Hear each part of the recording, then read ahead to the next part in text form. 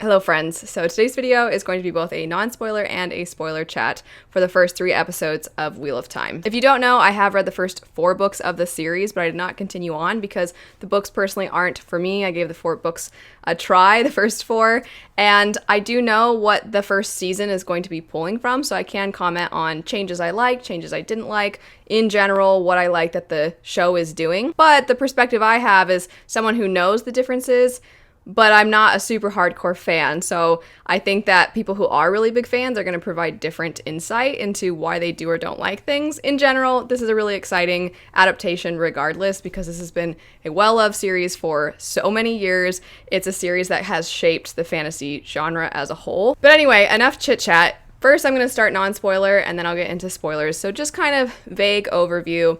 For the first 3 episodes, I liked them more as they went. I didn't care for the first episode personally. There was certain aspects to it that, some changes they made that I thought were a little strange, and I'll get into those in the spoiler portion of this.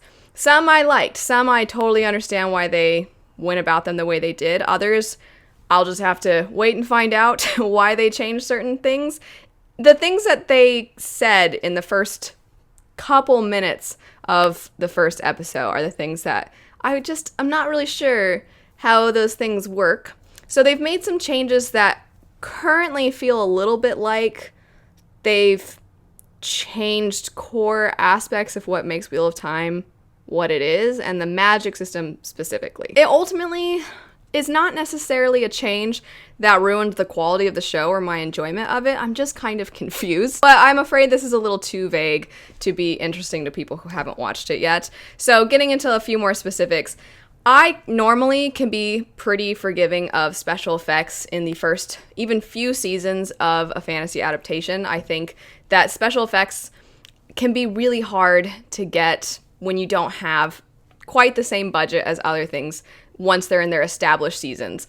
Everybody always is going to be talking about Game of Thrones when they talk about fantasy adaptations, and I always say the first few seasons of that, anytime there was special effects, they didn't look great. I was really picky about the special effects with Witcher, and I didn't care for how some of the special effects looked. The magic in particular to me looked not the way I was hoping, and on top of that, some of the magical creatures, we'll call them, sometimes look good, and then other times I didn't think they looked particularly good, and I wish they had done maybe some different things with camera angles or hadn't focused so much on the movement of these particular creatures, because when they were still, or when you just kind of got a shot of one of them maybe with minimal movement, I thought it looked okay, but then when they were going to move quickly, I didn't think it looked as good. I think it looked very noticeably fake, which, you know, again, I can normally be forgiving of that, but when I saw the budget that they had for this first season, as just a personal wish for the next season, because it has been secured for a season 2, I hope they put a little bit more money into the magic and the magical creatures, because right now I didn't think it looked absolutely amazing, especially knowing that the budget of it matched later seasons of Game of Thrones. I don't know how they allocated the money, but I will say I'm assuming some of it went toward where they were filming, because that portion was beautiful, spectacular. Every big shot of beautiful landscape was absolutely gorgeous. It sounds kind of mean to say, but basically things that they didn't have to create. So I love where they decided to film things. I didn't love all of the sets. I think some of the sets looked pretty good. Other sets I didn't think looked as good. There's a particular set in episode 2 that is kind of a big deal, and our characters are there for a while, and I didn't think it looked particularly great. That's something about the costumes and a lot of the sets, is that they didn't always look lived in. And when the characters would experience violence or when they've been traveling, you would start to see some wear and tear. But otherwise, it just doesn't look like a society that is without a lot of modern resources. A lot of the times, the characters looked exceptionally clean. A lot of these things have been a little bit on the negative side, Positives, all the actors are amazing. Every single actor has been doing an amazing job. I absolutely love them. I do have some thoughts about some of the ways they've changed certain characters, but I think all of the actors' performances are phenomenal. I really think that they're not only bringing these characters to life, but in a short amount of time, I was really gripped by them. I was engaged by them. I never felt like I was taken out because the performance was a little off, or the dialogue was a little off, or the way that the characters would say something. I just think that the actors are doing an amazing job. One downside to being familiar with some of the source material is that it's hard for me to put myself in the mindset of somebody who hasn't read the books, and usually when fantasy adaptations come out, my husband hasn't read the source material, so then I can kind of see what he thinks, but this time we've both read the source material this is pulling from. So I think that the pacing and the amount of foreshadowing and things like that, I think, are also done exceptionally well. But as of right now, I'm saying that as somebody who knows a little bit already, and I don't know how that would be for people that haven't watched it. If I had one criticism, it would be that sometimes I think it's actually a little heavy-handed, and I'm hoping they can find maybe slightly more organic ways to get certain information out. I'm also a little picky about certain shots that they had. They sometimes really focus on something, and I'm like, I wish it was a little more subtle. Give us a little bit more credit. We're going to figure it out. But again, that might just be because I already know. And for people that don't, I don't think it will be a super hard fantasy adaptation to get into. I think sometimes the joke is that you're like, who is that? What's going on? I don't know why that guy hates that guy. And I don't think that's really going to be an issue with this one. I am going to get into some spoilers now, so if you haven't watched the first few episodes, I would recommend hopping off unless you want to stick around. But the first thing that I really want to know all of your thoughts, because this is a change. I've been trying to avoid seeing other people's thoughts, so I don't know if people like this change or not. But right away at the beginning, and both my husband and I were like, what? Is that they say the Dragon Reborn can be a man or a woman, which doesn't really seem to make sense to me based off of how the magic system works. So if you are unfamiliar, the way the magic works and the big amazing dilemma of Wheel of Time is that the person who is basically the chosen one that's going to save them from ultimate evil is going to be a man who can channel, who can use magic. However, most of the time when men can channel, they go insane, and so they end up, the women who can use magic have to still men, which means to take away their magic. Otherwise, when they go insane, they're almost like atomic bombs. They can cause a lot of harm. The dilemma then is that the person who is supposed to be able to save them from ultimate evil is also a person who can do a lot of harm, but if they accidentally steal the person who's supposed to save them from ultimate evil, then they're kind of screwed. And I think that's a fantastic moral dilemma, ultimate high stakes, and women can use magic just fine. The magic that they pull from is not tainted. So I guess I'm confused. If it can be a woman, I guess that's just what you hope for. I suppose, I guess, you're just hoping, like, I hope it is a lady, because then a lady can save us and we don't have to worry about it. But there's a chance it can be a guy, and that would be unfortunate. I don't know. I thought that was a strange change. And, yeah, I don't know how I feel about that. And then, also right away, you see the Red Ajah say to that man, who you can see is starting to be affected by the magic, and she tells him, when you use the magic, you make it filthy. And that confused me too, because the whole concept is that when men pull from the magic they're pulling from as men is already tainted. So it's not like when they use it, they make it tainted. But if any of you are really hardcore fans and you want to weigh in as to what you think they were saying, feel free. And if you like this change, let me know. It's not that I hate it. It's just a little, I feel like so much of the gender norms in their society are based off of women being able to use magic, and men, you don't want them to be able to use magic because usually they're going to do a lot of harm. I don't know. I just think that was a really interesting change. And I'm not bothered as a viewer. If I didn't know that ahead of time, I don't think it would, I can't even say I'm bothered. I just think I'm confused is the best way to put it. And I wouldn't have been, of course, if I hadn't read the first 4 books. So yes, please let me know your thoughts on that. And for anything spoiler that you want to chat about, make sure you write spoilers and then enter a bunch so that anybody who comes here not wanting spoilers does not glance down and see things ruined for them. Let's just also hit the other really big change, that Perrin had a wife. I think, so my thoughts on this are coming from, I'm trying, okay, so if I were a fan of this series, I would be bothered by this change. Because Perrin, to me, his ultimate, who he is as a person, is that he's the gentle giant. He's peaceful. He's a very kind soul. And I think most human beings are not wanting to be involved in anything violent, but would make an exception if their family, their loved ones, or themselves are being attacked. I think they would make an exception for self-defense. And something that I think Perrin struggles with is he just wants to avoid violence because he's a kind, gentle person, and he is nervous he doesn't want to embrace a certain side of himself because deep down he just is that peaceful. So the change that they made in having him accidentally kill his wife after kind of going into this rage, I feel like you didn't, I don't want to word it in a way that implies that I think the showrunners made a poor decision or the writers or anything like that. It's not that, but the reason I would be upset as a fan is I would feel like you didn't trust this character just being a gentle giant. You didn't trust that this character is just that peaceful of a character. You had to give him a reason to be that way, which I'm not a hardcore fan, so I don't really care because, you know, if you want to add that extra aspect to it, I think people that haven't read the books are going to really connect and really feel for Perrin and for what he's going through. It gives a lot of context to why he is the way he is. And if you're a fan and you're really just coming from a perspective of, I know that things are going to be changed, I can see not caring too much. But I do think it changes Perrin a little bit.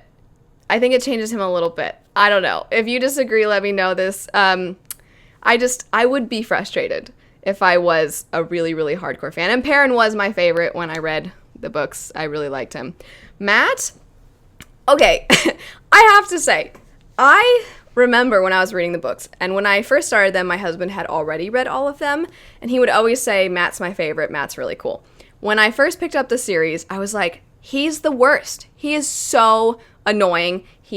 Has no brain cells. He's constantly putting everybody else in danger. He doesn't listen to anybody. He's foolish. I can't stand him. And I would show my husband passages and I would read to him certain parts with Matt. And he'd be like, I don't remember him being that annoying. And it's because Matt grows. So the character that Matt turns into, I think, is where we already start with him in the first few episodes. He's already, I think, very likable. And I'm fine with that. I don't know that I need to see super obnoxious Matt. The perfect example is if you compare how they went about Shadar Logoth in the show versus how Matt is in the books. I've always said Matt in the books is basically Abu from Aladdin. You can look up a summary of what happens in the city in the books, and I looked it up afterwards to remind myself. I'm like, yes, that's right. He is super annoying in the books. I am remembering correctly. So it doesn't bother me that they made him way more likable, but I do think you almost rob viewers of the opportunity to see him grow into this really likable character. Not a big deal to me. I like him a lot already. Anywho, I do want to add, they changed his family dynamic. And I think once again, the way that we gave Perrin a reason to be the way he is, we gave Matt a reason to disobey the orders not to touch or take anything from Shadar Logoth. So we see the way he cares for his little sisters, and we see the way that he's kind of had to be the man of the family. He has to take care of them, and he loves them so much. And so you understand why he's so willing to break the rules a little bit in order to protect them. We don't have that in the books. He's just annoying and frustrating in the books. So I think that this change is one that is going to make viewers like him a lot more. And I think all they did really was fast forward a little bit to a time that Matt is cooler. I'm ultimately, not all that upset. I'm really liking a lot of the characters. I'm liking Nynaeve, Egwene. I really like all of the Two Rivers folk, except for Rand, which I'm okay with not liking Rand because I think that Rand is so obnoxious in the books. He's so frustrating, and they're doing a great job, I think. This actor seems like a very nice person, so I feel kind of bad, but oh my gosh, I just wanted to punch him so much. When Egwene is just considering pursuing her dreams, and he gets all huffy-puffy about it, and he just leaves at the beginning, I was like, dude, you're the worst. You're such a loser. And then, the next day, he's nice to her, and I'm like, okay, all right, I can cut you some slack. You were frustrated and you're upset, but ultimately you reflected, and now you're being nicer to her. But then he's all up his own butt again later, and he's so rude to her, and he's like, oh, well, you had one conversation with her, so I guess you've chosen her about Moraine. And I'm like, you're so annoying. He's so annoying. And there's a part where when the dark friend tells him, like, I didn't expect you to be so sweet, and in my head I'm like, just tell him that you're gonna choose your hopes and dreams over him, and then he probably won't be all that sweet. So Rand is appropriately frustrating. As I was watching, I did want to be very engrossed and just enjoy watching the show, but I also wanted to make sure that I didn't forget certain things. For the first episode, I was just watching for the most part. I already kind of illustrated what didn't work for me in the non-spoiler section. The magic, I just didn't think looked very good. The Trollocs, I didn't really like how the Trollocs looked. I mostly didn't like the way they looked when they moved. And I think there are quite a few chase scenes where they really focus a lot on the Trolloc. Kind of wish we had the Trollocs in darkness a little bit more, or different camera angles, or I just didn't think they looked great. Conceptually, I think they fit perfect with what the books describe them as. I hope that in future seasons, or maybe even later episodes, they look a little better. Currently, the Fade looks great.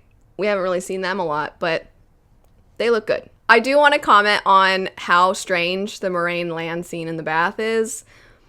I get that Moraine and her warder are close, but I'm not sure where they're going with that. I'm not sure if the goal is to show just how close the two of them are and how comfortable with one another they are, and how also that will probably affect the way another character later interacts with them and their frustrations toward them and their like of one of them. If you know, you know.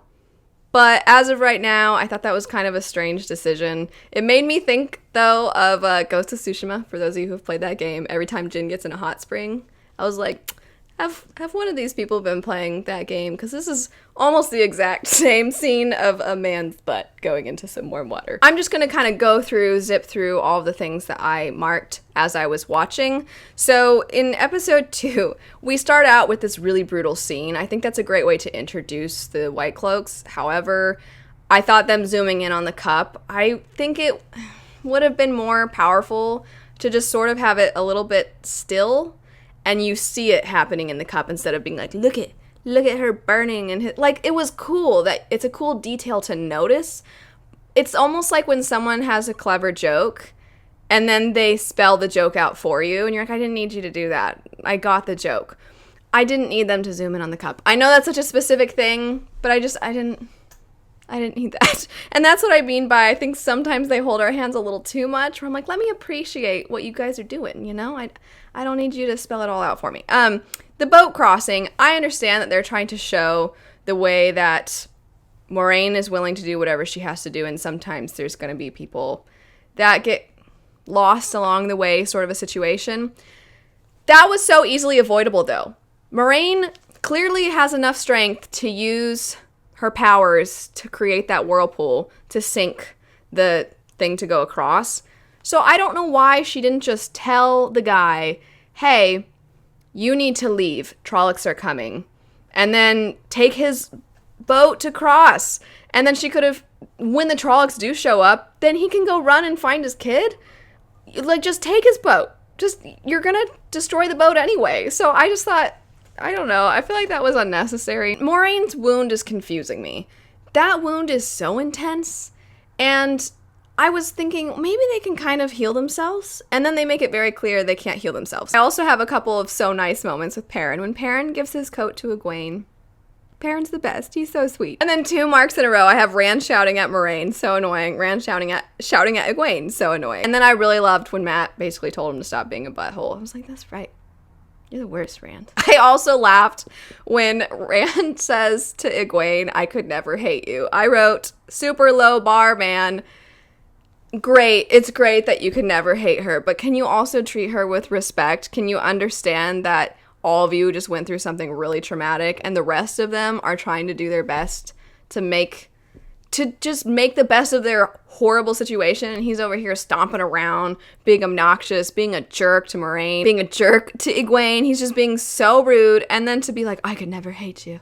And then she kind of, I don't know, later when she holds his hand in Shadar Logoth, and I'm like, girl, why? Why? He's just, you can do way better. I can't believe I didn't say this earlier. What the heck is with this change? Why did they make Egwene and Rand so romantic? I don't like that change. I don't like that change at all, especially with how obnoxious Rand is. The wolves are adorable. They are so cute when they went to lick Perrin's wound. I have a question about the camera quality. This is going to sound very strange. The camera quality is amazing in this show. The shots are fantastic. But something about them, especially when they're inside buildings, that kind of looks like History Channel when you have the host, they'll walk in and they'll like marvel at whatever they're looking at. That's kind of sometimes what it looks like to me, and it strangely doesn't make it feel like I'm watching a fantasy show. I don't know how to describe it. Maybe those of you who are more experienced with this or more knowledgeable of this can explain what I'm poorly attempting to describe. But something about how crisp the camera quality is, and I think the brightness of it all too, because it's very anti-Game of Thrones, Witcher, very dark, gritty. It doesn't quite look like that. And I think it is a little bit brighter and it is a little clearer, but something about it, it could just be I'm not accustomed to it. But I'm curious if any of you also have thoughts on that aspect of the show. Matt and Perrin talking to each other when Matt is consoling Perrin. He's talking about the knife.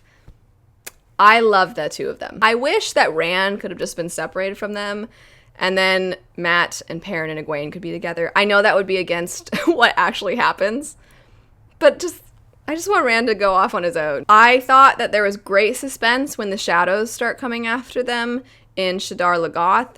I really liked that part. Very edge of your seat. I was super worried for them. I felt really bad for the horse. That upset me in a good, viewer kind of way.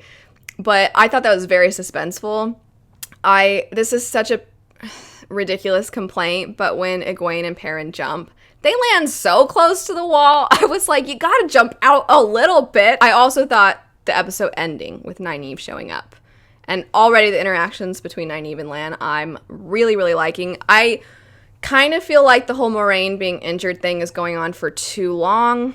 That I'm not the biggest fan of, especially because I want us to connect with her sooner rather than later. So almost having her absent for so long, I don't know.